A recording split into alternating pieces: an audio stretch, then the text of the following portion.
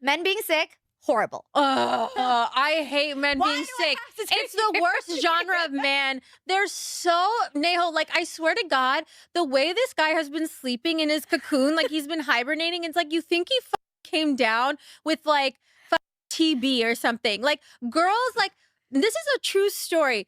Before I had my gallbladder emergency surgery, I was in so much pain, but I had an interview to do for journalism school for a project. And I was like, well, I should just get the interview done. I did the interview, then went to the emergency room.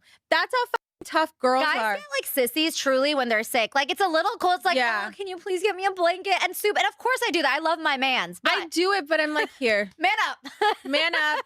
Yeah, get your together. We got to go to Mew Mew on Sunday. Yeah, we have plans, Sundays baby. are for Mew Mew. For the House of Mew Mew, the House of God. The House of God. You know, it seems like every time I go about my business, getting some work done, a new clip of Akaash's wife saying some shit just pops up on my timeline. It's been like this all week, man. And I am just compelled to say something because there's so many elements to this story people could learn from. Like, damn. Well, this your guy here, Flossy, let you know what's up and what's going down. Go ahead and hit that like button for your boy. And first off, I want to say, man, I hope Akaash is doing okay, man. I hope he's doing well, because the way she's describing it, I don't know when this was filmed, but if this was anytime after all this, debacle going on, you feel me? That could be depression. She said he's been sick in his cocoon and sleeping all day. That sounds like depression. Like, I swear to God, the way this guy has been sleeping in his cocoon, like he's been hibernating, it's like you think he came down with like TB or something. Man, the lack of empathy, the lack of compassion for the person you chose to spend the rest of your life with. Man, but you know what? My feelings towards the situation have changed. He might just be into this, man. He might just really enjoy this type of treatment, because I really don't see a man that has so much going on for himself endure that type of treatment unless he is kind of kinky, you know? He like just be mean to me, girl. Be mean to me. I like it. I like him. I'm naughty, you know? So with that being said, hey, I'm not judging, homie. Ain't my business. But being that this is in the public, other men out there can learn from this. And I came across a few clips that gave me some talking points. I was like, that's God's way of telling me this is my wife. That's beautiful. Did you know that it was your wife when you first met her? She honestly was so she was so hot to me that I was like, this girl's gonna ruin my life. There's no way this is like a good girl. It's just impossible. And then she turned out to be awesome. It is apparent that beauty was the sole driver for him investing his time and energy and love into her, to the point where he pedestalized her. Let me tell you something, man. If you want a thriving, healthy relationship, that's the worst thing you can do as a man. In the words of Ben Parker, with great power comes great responsibility. And not every woman knows how to handle that power. The wrong woman having that type of power over you, she gonna make you feel like doo-doo dogs. Doo-doo dogs. And the thing about it is, it could be a good girl, a bad girl, girl who had a whole lot of bodies, girl with not a lot of bodies, whatever. Her having respect is imperative. And if she feels she could get away with anything, she could say anything to you, she know you're not gonna go anywhere, you still gonna buy her what she want. I got no clue. 8K probably? How much does she think we spend a month? She said 10,000. That's adorable. I love this woman. What an adorable woman. It's been on her about 10K. We work hard so we can do this. So I spend on watches mainly because they're appreciating assets. She spends on shoes because they lose money immediately. So if you were to estimate, how much would it be? 55 with them. And what's your occupation? I'm a stand-up comedian. You know what I mean?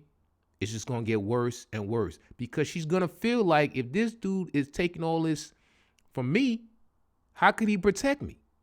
He can't protect me. This dude ain't got no spine. And I'm not referring to Akaash in particular. I'm saying that's how most women would feel about a man they could take advantage of, easy. So it's very important to not let your lust take over your vetting process to the point where you commit to a woman simply off her looks. Now, am I better than anyone? No, I'm but a man. You know, I have gotten weak for a fat ass, some supple titties, a pretty face, and some nice toes. Ooh, the toes, when the toes is painted all white. Oh, ooh, yes. But guess what? I'm self-aware. I know it's only physical until she proves otherwise. You know what I'm saying? Where her heart's at, where her head is at, how she treats other people. Those are the questions you need to ask yourself before you commit and invest your time, energy, and resources. You have to value yourself, you know. You could do better than a person that treats you like shit, but she just is pretty. You got to be ready to say, yo, I'm good, and walk away. Let me tell you something. And that's when a woman respects you, especially if she's conventionally attractive. If she's like, you know, a looker, and she know that you still will walk away like, yo, I ain't gonna deal with this. And walk off, coochie get wet. Coochie get wet. Because she's used to dealing with dudes that put up with her bullshit. You know what I'm saying? I'm gonna let you men in on a little secret, ladies. Don't kill me for this, but women hate for a man to know his worth. I said it, yeah. We don't like that. Nigga come around thinking he know his worth. Oh, he too good for this, he too good for that. A man that know his worth ain't gonna let us play with him. And I don't like that. Me personally, I don't like that. Nigga, I need you to come around not knowing shit. As a woman, dealing with a man who knows his worth is literally like the most like humbling experience ever, because he will literally cut your ass off. Like, he'll let you slide on a couple of crazy things, but like that final one, your ass is cut. And that shit is so heartbreaking, because it's like when a nigga mess up, you like, boy, you will never hit this again. But when you mess up, and you really gotta accept the fact that you messed up and that you will never hit that again, that is very humbling, okay? It's very heartbreaking. It's something very hard to come to terms with. Like, wait, I messed that up? Oh no. The accountability really starts to kick in, and it feels a lot like shame. That's why I don't like men who like know their worth. Like, I hate y'all. I hate men who know their worth. They be like, I don't gotta deal with girl shit. I know my worth. I got my trying to cut this off. Like, no, I don't got time for the drama. Or, you toxic. I hate when they say to me, you toxic. So what's up? What you doing tomorrow? Who teaching you all that shit? For real, who teaching you all that shit? Teaching us what? Y'all worth. I don't like that. I guarantee you, if Akaash really wanted to, he could make Shorty act right easy. Easy. She ain't gonna be dropping no more new episodes, no podcast. She gonna change the podcast name to I Love My Husband. I needs me that Akaash Shlong. That's gonna be the name of the new podcast if he wanted to. But she knows. Deep down, he feels he can do better. And it's not just about her having a grasp on his money. She has a grasp on his mind. The rabbit hole goes deep. But let me know what y'all think about this. Always love hearing y'all thoughts.